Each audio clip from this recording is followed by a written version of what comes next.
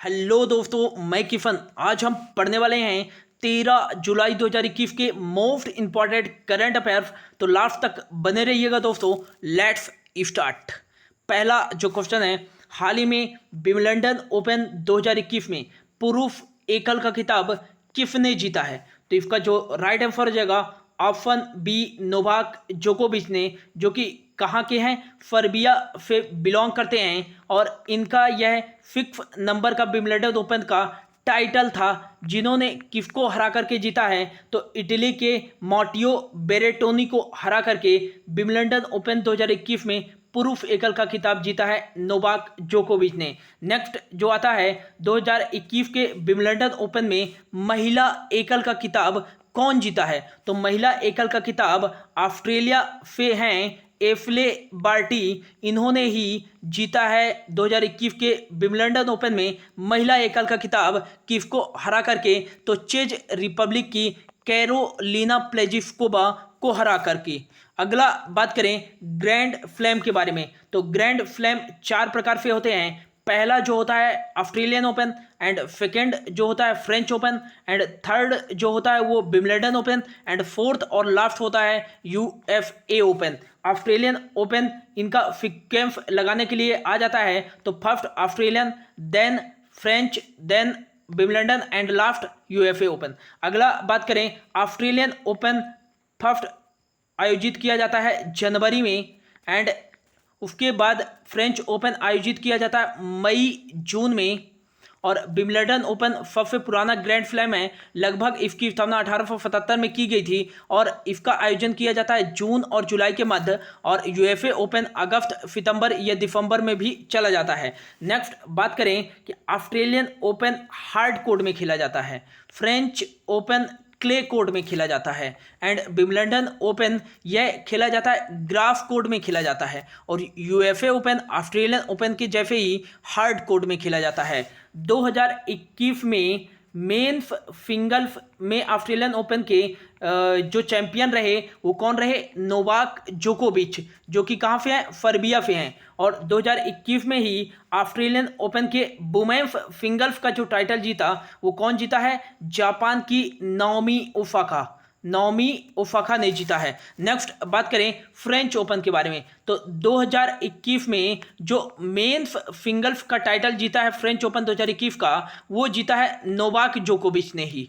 और 2021 में French open के वुमेन्स सिंगल्स का जो टाइटल जीता है वो जीता है बारबोसा क्रेजिस्कोवा, जो कि चेक रिपब्लिक से बिलोंग करती हैं। देन अभी हाल ही में संपन्न हुआ, हमने देख ही लिया, विंबलडन ओपन में नोवाक जोकोविच मेंस सिंगल में, एंड वुमेन्स सिंगल्स में कौन जीता? एफ्ले बार्टी। यूएफए ओपन होना अभी बाकी है। बढ़ते हैं अगले क्वेश्चन पे।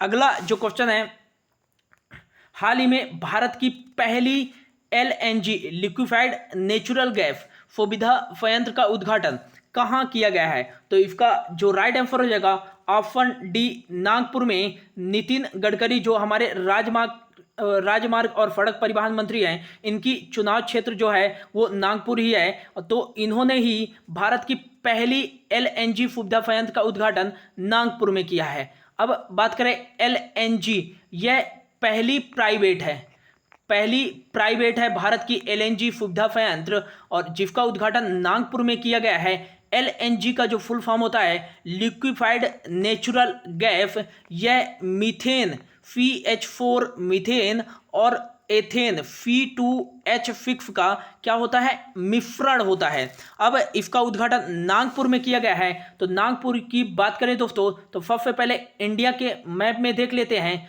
नागपुर को। तो नागपुर कहाँ पास लोकेटेड है? तो यहाँ पास स्थित है महाराष्ट्र, और महाराष्ट्र के ठीक यहाँ पास स्थित होता है, लगभग कह सकते हैं हम नॉर्थ ईस्ट में। ये महाराष्ट्र का ही एक शहर है और नागपुर है, तो यहाँ पास नागपुर स्थित है। और नागपुर को महाराष्ट्र का शीतकालीन राजधानी भी कहा जाता है। शीतकालीन जो राजधानी है वो महाराष्ट्र का नागपुर है, और महाराष्ट्र की ग्रीष्मकालीन राजधानी है मुंबई है। नेक्स्ट बात करें कि नागपुर को ऑरेंज सिटी के नाम से जाना जाता है, ऑरेंज सिटी के नाम से, और इसको टाइगर गेटवे ऑफ इंडिया कहा जाता है, क्योंकि इसके आसपास काफ़ी सारे टाइगर रिजर्व हैं। अगला बात करें, नागपुर में ही है डॉक्टर बाबा साहेब अम्बेडकर अंतर्राष्ट्रीय हवाई अड्डा, जिसका जो पुराना नाम है सोने गांव अंतर्राष्ट्रीय हवाई अड्डा है, और इस सोने गांव अंतर्राष्ट्रीय हवाई अड्डे का नाम बदल करके बाबा साहेब अंबेडकर अंतर्राष्ट्रीय हवाई अड्डा कर दिया गया। नेक्स्ट बात करें तो नागपुर में ही है विदर्भ क्रिकेट स्टेडियम, यही स्थित है नागपुर में। अब महाराष्ट्र का एक शीतकालीन राजधानी है नागपुर, तो महाराष्ट्र के बारे में देख लेते हैं। तो महाराष्ट्र के जो सीएम हैं उद्धव ठाकरे हैं, जो कि किस पार्टी से बिलोंग करते हैं, शिवसेना पार्टी से बिलोंग करते हैं। नेक्स्ट बात करें, महाराष्ट्र के जो गवर्नर हैं वो हैं भगत कोश्यारी। इनके पास एडिशनल चार्ज था, गोवा के भी गवर्नर थे, लेकिन हाल ही में जो गोवा के गवर्नर बनाए गए हैं वो पीएफ श्रीधरन पिल्लई को बनाए गए हैं। तो बढ़ते हैं अगले क्वेश्चन में। थर्ड नंबर का जो क्वेश्चन है, हाल ही में टोक्यो ओलंपिक में पहले भारतीय जूरर कौन बन गए हैं? तो इसका जो राइट आंसर हो जाएगा ऑप्शन बी पवन सिंह, जो कि NRAI national rifle association of India के संयुक्त महासचिव भी हैं, और यही बन गए हैं पवन सिंह टोक्यो ओलंपिक में पहले भारतीय जूरर। यह एक 26 सदस्यीय टीम होती है दोस्तों, जूरर जजेस भी कह सकते हैं, और इनको किस खेल के लिए नियुक्त किया गया है जूरर? तो शूटिंग के लिए। तो 26 पैनल में से मेंबर में से 6 जो मेंबर होंगे जूरर, वो कहाँ से होंगे? जापान, जो कि होस्ट कंट्री है। नेक्स्ट जो 20 होंगे वो अलग अलग देशों से होंगे। अब टोक्यो ओलंपिक की बात आई है, तो टोक्यो ओलंपिक्स 2020 के नाम से आयोजित किया जा रहा है। कहाँ? 2021 में, बिकॉज 2020 में आयोजित नहीं किया गया कोविड-19 पेंडेमिक के कारण। तो टोक्यो ओलंपिक का आयोजन कहाँ किया जा रहा है? जापान की राजधानी टोक्यो में। इसका शुभंकर जो है वो क्या है? मिराई तोबा। और पैरा ओलंपिक का क्या है? फोमाइटी। अगला बात करें कि टोक्यो ओलंपिक में ही भारत के ध्वजवाहक उद्घाटन समारोह में कौन रहेंगे? तो Manpreet Singh hockey India team के कप्तान हैं, और बॉक्सर हैं कौन? बॉक्सर जो है मैरी कॉम टोक्यो ओलंपिक 2020 में उद्घाटन समारोह में भारत के ध्वजवाहक रहेंगे। अगला बात करें टोक्यो ओलंपिक के समापन समारोह में भारत के ध्वजवाहक खिलाड़ी कौन रहेंगे? तो ये रहेंगे बजरंग पूनिया रहेंगे। अगले नेक्स्ट बात करें नेत्रा कुमानन, याद रखिए दोस्तों, टोक्यो ओलंपिक के लिए क्वालिफाई करने वाली पहली भारतीय महिला नाविका हैं। और एक याद रखिएगा भवानी देवी टोक्यो ओलंपिक व ओलंपिक के लिए क्वालिफाई करने वाली पहली भारतीय तलवारबाज हैं। नेक्स्ट याद रखिएगा सोनम मलिक टोक्यो ओलंपिक के लिए क्वालिफाई करने वाली सबसे कम उम्र की पहलवान हैं। और एक याद रखिएगा मीराबाई चानू टोक्यो ओलंपिक के लिए क्वालिफाई करने वाली एकमात्र भारोत्तोलक खिलाड़ी हैं। नेक्स्ट याद रखिएगा फरद कमल दोस्तों टोक्यो ओलंपिक के लिए क्वालिफाई करने वाले पहले टेबल टेनिस के खिलाड़ी हैं। एक याद रखिएगा फुफीला देवी टोक्यो ओलंपिक के लिए क्वालिफाई करने वाली पहली जूडो महिला हैं। तो ये याद रखिएगा दोस्तों, कुछ इंपॉर्टेंट फैक्ट निकल जाते हैं। अगला बात करें ओलंपिक्स के बारे में, तो पिछला वाला जो ओलंपिक्स खेला गया था 2016 में, ये 31 नंबर का था, ब्राजील के रियो डी जेनेरियो में आयोजित किया गया था। 2020 का जैसा कि आपको पता है ये 32 नंबर का है, और जापान की राजधानी टोक्यो में आयोजित किया जा रहा है। नेक्स्ट जो होगा, हालांकि 4 साल में आयोजित किया जाता है, तो अगला जो होगा 2024 में 33 नंबर का जो होगा ये पेरिस फ्रांस में आयोजित किया जाएगा। और 2028 का यह यूएफए के 34 नंबर का लॉस एंजलिस में आयोजित किया जाएगा। और हाल ही में ओलंपिक कमेटी ने डिसाइड किया है कि जो 35 नंबर का 2032 में ओलंपिक खेला जाएगा वो बिफ ब्रेन ऑस्ट्रेलिया में खेला जाएगा। बढ़ते हैं अगले क्वेश्चन में। अगला जो क्वेश्चन है 4 नंबर का, हाल ही में UEFA यूरो कप 2020 का खिताब किसने जीता?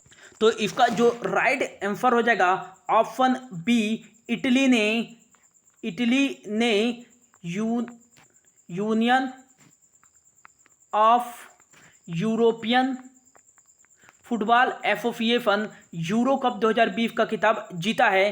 किसको हरा करके? तो इंग्लैंड को हरा करके। और इस बार की होस्ट कंट्री क्या थी? तो यूरोप की 11 होस्ट कंट्री थी यूरो कप 2020 की। अगला बात करें यूरो कप 2020 में जो टॉप स्कोरर चुने गए हैं वो किसको चुना गया है? तो पैट्रिक फेक जो कि चेक रिपब्लिक से बिलोंग करते हैं। और दूसरे चुने गए हैं क्रिस्टियानो रोनाल्डो जो कि पुर्तगाल के लिए खेलते हैं और इन दोनों ने ही 5-5 गोल किए थे, इसलिए इन्हें टॉप स्कोरर चुना गया है यूरो कप 2020 का। यूरो कप 2020 में बेस्ट प्लेयर किसे चुना गया है? तो बेस्ट प्लेयर जो चुना गया है वो जियान लुइगी। ये कहाँ के लिए खेलते हैं? इटली के लिए खेलते हैं और इन्हें ही बेस्ट प्लेयर चुना गया है। अगला बात करें बेस्ट यंग प्लेयर जो चुना गया है पेड्री को चुना गया है और ये स्पेन के लिए खेलते हैं। तो ये था इंपॉर्टेंट क्वेश्चन, याद रखिएगा दोस्तों। बढ़ते हैं अगले में। तो 5th नंबर का जो क्वेश्चन है, हाल ही में भारतीय सेना ने जम्मू कश्मीर के गुलमर्ग में फायरिंग रेंज का नाम किस अभिनेत्री के नाम पर रखा है? तो इसका जो राइट आंसर हो जाएगा ऑप्शन ए, दिग्गज बॉलीवुड अभिनेत्री विद्या बालन के नाम पर रखा गया है और इन्हें 2014 में पद्मश्री पुरस्कार से भी सम्मानित किया गया था। अगला जो क्वेश्चन है, हाल ही में मलाला दिवस किस दिन बनाया गया है? तो इसका जो राइट आंसर हो जाएगा ऑप्शन सी, 12 जुलाई को मलाला दिवस बनाया गया है। अब यह किसके द्वारा बनाया जाता है? तो यूनाइटेड नेशन द्वारा अंतर्राष्ट्रीय स्तर पर महिलाओं और बच्चों के अधिकारों को बढ़ावा देने के लिए यह प्रतिवर्ष 12 जुलाई को मलाला यूसुफजई जी के जन्म दिवस पर बनाया जाता है। मलाला यूसुफजई के बारे में बात करें तो इनका जन्म 12 जुलाई 1997 को हुआ था। कहाँ? पाकिस्तान में। और इन्होंने जब पाकिस्तान में बालिकाओं की शिक्षा पर पूरी तरह से प्रतिबंध लगा दिया गया था तो मलाला यूसुफजई जी ने इसका बहुत विरोध किया, जिसके कारण जब वह 15 वर्ष की हुई तो कुछ कट्टरपंथियों ने इनकी हत्या करने की कोशिश की। तभी मलाला यूसुफजई जो हैं अंतर्राष्ट्रीय स्तर पर मशहूर हो गई और इन्हें 2014 में भारत के कैलाश सत्यार्थी जी के साथ शांति का नोबेल पुरस्कार दिया गया और यह नोबेल पुरस्कार प्राप्त करने वाली सबसे कम उम्र की बन गई हैं। मात्र 17 साल की उम्र में इन्हें नोबेल पुरस्कार से नवाजा गया है मलाला यूसुफजई जी को और यह एक सामाजिक कार्यकर्ता हैं। पाकिस्तान ने अब मलाला फंड भी बनाया है एक। अगला बात करें कुछ इंपॉर्टेंट डेट जो हैं देख लेते हैं जुलाई के। तो 1 जुलाई को ही बनाया जाता है GFT दिवस। 1 जुलाई को बनाया जाता है राष्ट्रीय चिकित्सक दिवस। 1 जुलाई को ही बनाया जाता है 73वां बनाया गया इस बार चार्टर अकाउंटेंट दिवस। और 1 जुलाई को ही बनाया जाता है अंतर्राष्ट्रीय फल दिवस। 1 जुलाई को ही बनाया जाता है राष्ट्रीय डाक कर्मचारी दिवस। अगला जो है 2 जुलाई को बनाया जाता है विश्व खेल पत्रकार दिवस। अगला जो है 3 जुलाई। तो 3 जुलाई तो जुलाई के पहले शनिवार को बनाया जाता है, जो कि इस बार 3 जुलाई को पड़ा है अंतर्राष्ट्रीय सहकारिता दिवस। 3 जुलाई को ही बनाया जाता है अंतर्राष्ट्रीय प्लास्टिक बैग मुक्ति दिवस। अगला जो है 6 जुलाई को बनाया जाता है विश्व जूनोज दिवस। 9 जुलाई को बनाया जाता है राष्ट्रीय विद्यार्थी दिवस। 10 जुलाई को बनाया जाता है राष्ट्रीय मत्स्य किसान दिवस। और 11 जुलाई को बनाया गया हाल ही में विश्व जनसंख्या दिवस। और 12 जुलाई को मलाला दिवस। बढ़ते हैं अगले क्वेश्चन पे। अगला जो क्वेश्चन है, हाल ही में चर्चित जगन्नाथ रथ यात्रा का आयोजन कहाँ किया जाता है? तो जगन्नाथ जो मंदिर है वो उड़ीसा में स्थित है। यहीं जगन्नाथ रथ यात्रा का आयोजन किया जाता है। अगला बात करें, जगन्नाथ मंदिर को ही श्वेत पैगोंडा के नाम से जाना जाता है और इसका निर्माण किसके द्वारा कराया गया था? तो 12वीं शताब्दी में आनंद बर्मन देव द्वारा कराया गया था, जो कि गंग राजवंश के क्या थे? राजा थे। अगला बात करें, उड़ीसा में ही है कोणार्क मंदिर। और क्वेश्चन में काफ़ी पूछा जाता है कि कोणार्क मंदिर का निर्माण किसके द्वारा कराया गया था।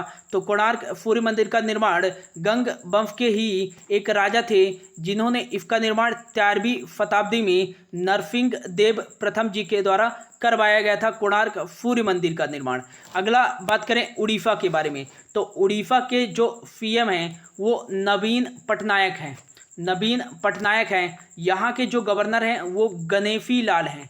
गणेशी लाल हैं। और उड़ीसा में ही एक है डॉक्टर APJ अब्दुल कलाम द्वीप, जिसको व्हीलर द्वीप का नाम बदल करके किया गया था। और यहीं से DRDO द्वारा हाल ही में अग्नि प्राइम मिसाइल का परीक्षण किया गया है। और एक है चांदीपुर रेंज से DRDO द्वारा ही एक निर्भय सबसोनिक मिसाइल का भी परीक्षण किया गया था। अगला बात करें उड़ीसा की जो राजधानी है भुवनेश्वर, और भुवनेश्वर में ही उड़ीसा के मुख्यमंत्री जी के द्वारा भारत का पहला वर्ल्ड स्किल सेंटर की स्थापना की गई है। भारत का जो पहला फायर पार्क की स्थापना की गई है तो वो उड़ीसा के भुवनेश्वर में ही की गई है। भितरकनिका नेशनल पार्क और नंदनकानन जूलॉजिकल गार्डन ये कहाँ स्थित है, ये उड़ीसा में ही स्थित है। सतकोफिया टाइगर रिजर्व ये भी कहाँ स्थित है, ये उड़ीसा में स्थित है। मुखौटा अभियान किसके द्वारा चलाया गया था, तो उड़ीसा के द्वारा चलाया गया था। कोविड-19 के प्रसार को रोकने के लिए यह एक मास्क अभियान है। अगला बात करें मधु पेंशन योजना। मधु पेंशन योजना के तहत अभी ओल्ड एज लोगों को क्या दिया जाता था, पेंशन, लेकिन इसके तहत अब ट्रांसजेंडर को भी सम्मिलित कर लिया गया है। बढ़ते हैं अगले क्वेश्चन पे। अगला जो क्वेश्चन है, हाल ही में द रामायण श्री गुरु गोविंद सिंह जी पुस्तक के लेखक कौन हैं, तो यह रिलीज की गई है, नरेंद्र मोदी जी के द्वारा विमोचन किया गया है। तो इसके जो लेखक हैं स्वर्गीय बलजीत कौर तुलसी। और अगला जो बात करें गुरु गोविंद सिंह, ये सिखों के 10वें गुरु थे। और एक पूछा जाता है सिखों के 9वें गुरु कौन थे, तो गुरु तेग बहादुर जी। अगला बात करें दीप हल्दर, तो दीप हल्दर जी के द्वारा हाल ही में एक बंगाल इलेक्शन डायरी 2021 लिखा गया था पुस्तक। रस्किन बॉन्ड जी के द्वारा इट्स अ वंडरफुल लाइफ ये पुस्तक लिखा गया था। बढ़ते हैं अगले क्वेश्चन पे। अगला जो क्वेश्चन है, हाल ही में नामित जोसेफ लैम्बर्ट किस देश के अंतरिम राष्ट्रपति नियुक्त किए गए हैं, तो इसका राइट आंसर हो जाएगा ऑप्शन ए हैती। जैसा कि आपको पता है हाल ही में कुछ दिन पहले वहाँ के जो राष्ट्रपति थे हैती के जोवेनल मोइज को घर में ही हत्या कर दिया गया था वहाँ के राष्ट्रपति की। तो उनकी मृत्यु के बाद वहाँ के जो अंतरिम राष्ट्रपति बनाए गए हैं वो कौन बनाए गए हैं, जोसेफ लैम्बर्ट। कहाँ के, हैती के। हैती की बात करें तो यह एक कैरेबियन कंट्री है। और हैती की राजधानी जो है पोर्ट ऑ प्रिंस है। और यहाँ की जो करेंसी चलती है वो गौरदे चलती है। हैती का लोकेशन देखें तो कहाँ है, ये हो जाता है एक नॉर्थ अमेरिका, और यहाँ पास होता है साउथ अमेरिका, और इनके बीच में ही एक कैरेबियन कंट्री, और यहीं पास लोकेटेड होता है हैती। बढ़ते हैं अगले क्वेश्चन पे। अगला और हमारा लास्ट क्वेश्चन है, हाल ही में चर्चित चिराग रिजर्व फॉरेस्ट किस राज्य में स्थित है, तो इसका जो राइट आंसर हो जाएगा मोस्ट इंपॉर्टेंट है दोस्तों ऑप्शन डी, चिराग रिजर्व फॉरेस्ट जो है असम में स्थित है। ये क्यों चर्चा में है, क्योंकि हाल ही में यहाँ पे एक ग्रेविनल बोरो मकड़ी और एक किसकी खोज की गई है, डेक्सिपस क्लीनी मकड़ी की प्रजाति की खोज की गई है। और अगला जो बात करें ग्रेनिवल जो बोरो मकड़ी है, ये बिल में रहने वाली मकड़ी है, और इस प्रकार की पहली प्रजाति खोजी गई है यहाँ चिराग रिजर्व फॉरेस्ट में। और डेक्सिपस क्लेनी यह कूदने वाली मकड़ी है। तो इस प्रकार की 2 प्रजातियों की खोज की गई है मकड़ी की, और कहाँ पाया गया है, चिराग रिजर्व फॉरेस्ट में। तो ये था दोस्तों आज का करंट अफेयर्स। होप आपको अच्छा लगा होगा। Thank you so much for your watching.